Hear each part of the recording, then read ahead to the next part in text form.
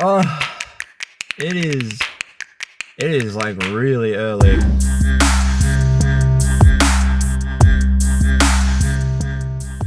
What's up, guys? My name is Chris from Vo-Gus Prospecting. If you're new to the channel, a big warm welcome, and if you're an old moldy hat like the one I'm wearing, welcome back. Summer is fast approaching in Australia, and that means warmer weather, so I have decided to go sniping. And sniping is just where you dive underwater and literally suck gold off the bedrock. I just woke that duck up. Sorry. For this little Australian this morning, it is still cold, so here comes the test of the tests. Ooh. A couple of years ago I pulled a few grams out behind that rock and I haven't touched it since, so I'm going to get in there and that is where we're going to start working. I got these boots off a mate of mine, David, and they're felt soled, so they're meant to be good on slippery rock.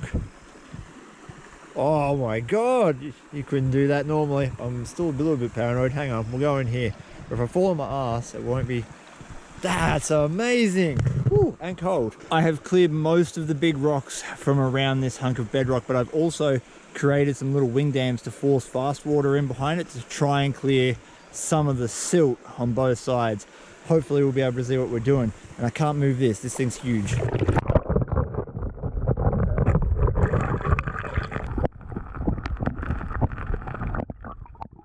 To reveal the bedrock and the gold, I used my hand to fan away the light gravels, and it wasn't long before I had my first cool artifact find.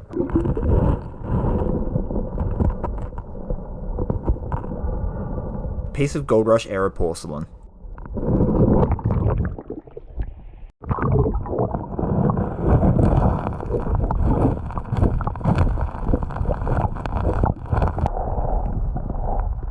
All the silt that I'd stirred up fanning away the light gravels had enticed some hungry yabbies to come down and say g'day.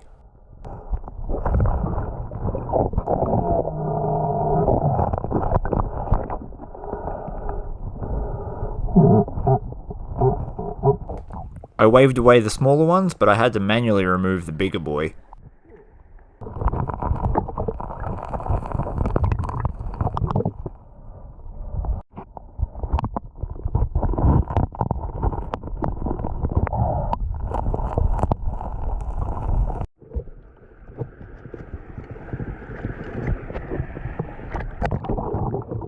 Packed gravels in any kind of crevice indicate that it hasn't been touched in a long time, and your chances of gold are much better, and some of them need gentle persuasion to get out of the way.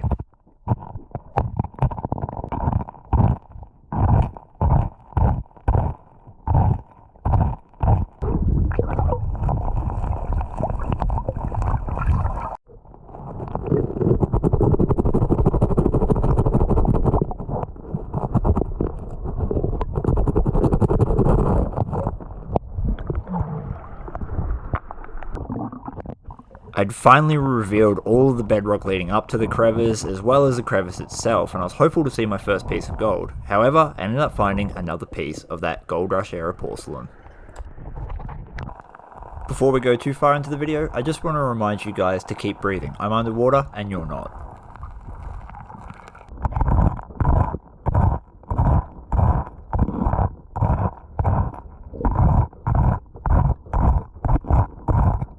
It's super frustrating. I've cleared a huge section of bedrock. I haven't seen one single piece yet. I keep getting fooled by mica because of the reflection off the granite. It's just, it looks like gold and it's not. I'm not down into the deepest part. The deepest part's where I found that really good take a few years ago. So we'll keep going, and otherwise we'll look somewhere else.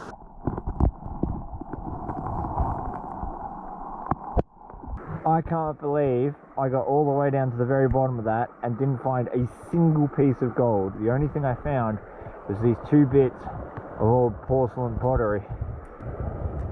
So I moved spots, and it wasn't long before I was finding my first pieces of gold.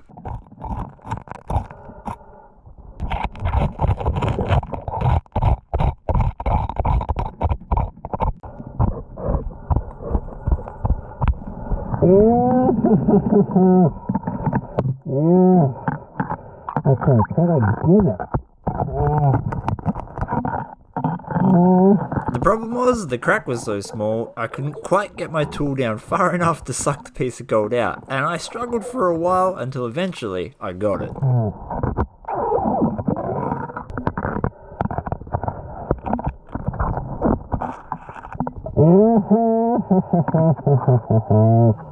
And then another bit right after it.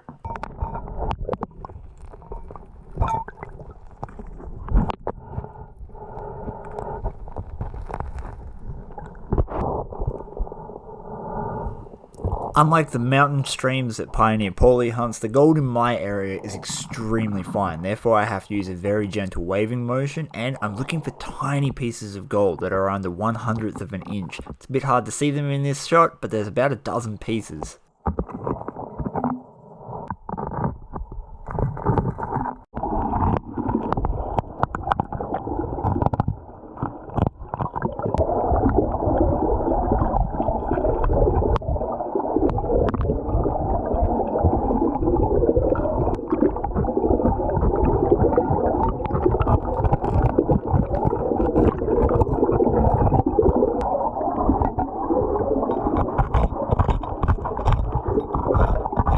The crevice I was working eventually opened up to this deep pocket, and that's where I started finding some better pieces of gold.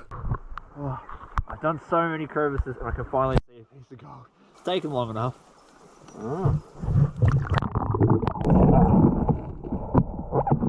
Right down there.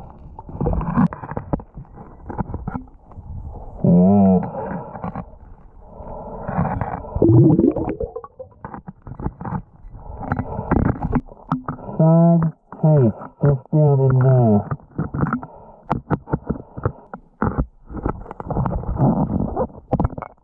Oh, I can't get it.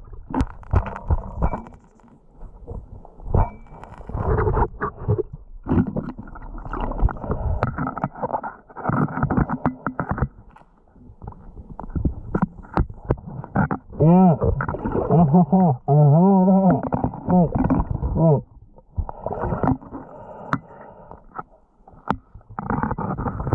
Man, I've done so many crevices. Surprising, because the last sniping video I did here, I pulled really good gold out of this crevice over here. I pulled like, I think it was like 1/4 of a gram or something out of that. Even though I was finding consistent gold, I was having to cover a lot of ground to do it. And to make problems worse, my tools were just that little bit too fat to reach down the very bottom of these tiny little hairline cracks where the gold had decided to wedge itself. In the future I'm going to have to go back with some tweezers for the bigger, deeper bits, as well as some thinner scrapers. The crevice scratcher that I'm using was made by Blades by Baz, and the sucker tool was gifted to me by some American tourists out from Santa Barbara, California. You can watch the video where they visited, linked above.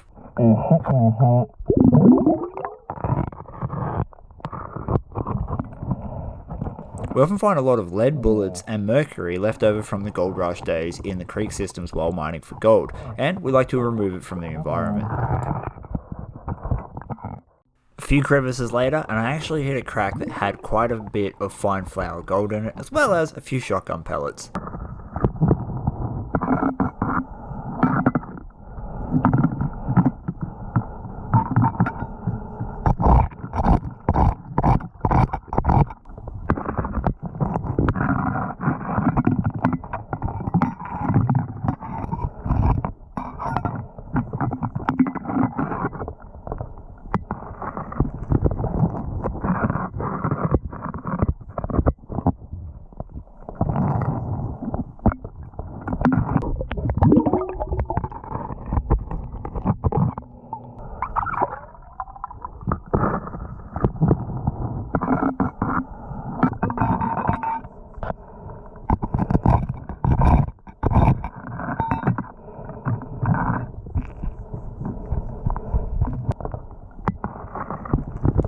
And eventually, this crack gave up some of the bigger pieces I found that day.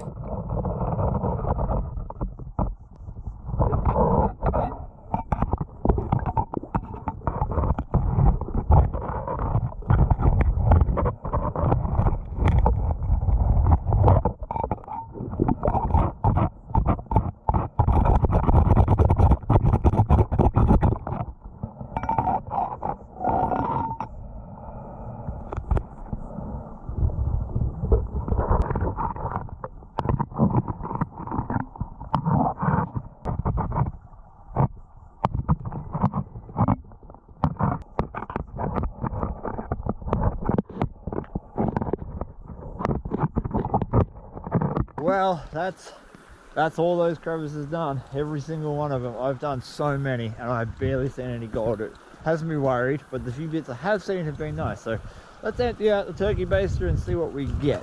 Oh, come on, hands, work. Oh, there we go. Now I'm filming on my GoPro, so it's not going to be the best quality, but I can see 1, 2, 3, 4 shotgun pellets that I managed to find.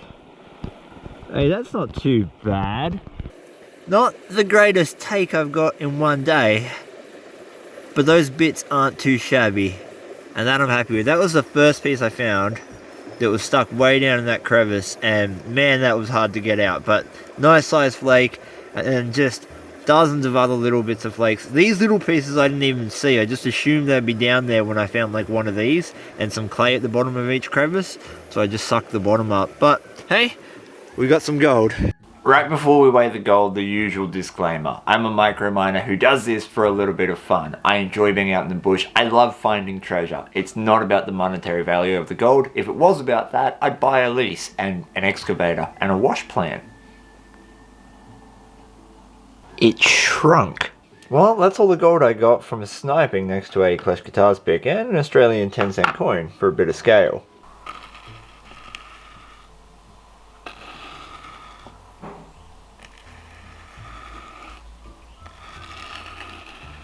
Certainly not the biggest gold take I've ever had, but that is still a nice bit, so let's get this on the scales.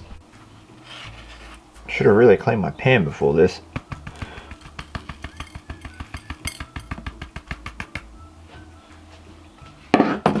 There would have to be only like $1 worth of gold in this entire thing, so I'm going to guess 0.05 and hope for the best. 0.04! Almost, 0.03. 0.03 grams of gold is worth $2.39 Australian at today's gold prices. And I took that $2.39 and I spent it on the largest chocolate gold coin I could find. That's 80 grams of chocolate, coated in gold, which leaves me with 39 cents, which I shall save. Sniping is such a new form of prospecting to me. I have so much respect for people like Pioneer Paulie, Levi from the Tassie Boys, and Gary Two Toes from California, who go out regularly and do this. And I suppose the geology has a lot to do with it. My area has never been known for big nuggets. But that has brought us neatly to the end of this video, and I hope you have enjoyed watching it. If you'd like to support my channel further, please check out the description below where I have links to all my other social media, my Patreon account and my merchandise store, as well as a heap of links to other things you might find interesting. Remember to give your dog a big delicious scratch behind the ears for me, and until next time, epic music and an outtake. I think as we evolve as a species here in Australia, we'll end up with like leather shin legs, but we haven't made it there yet, so we've got to add our own.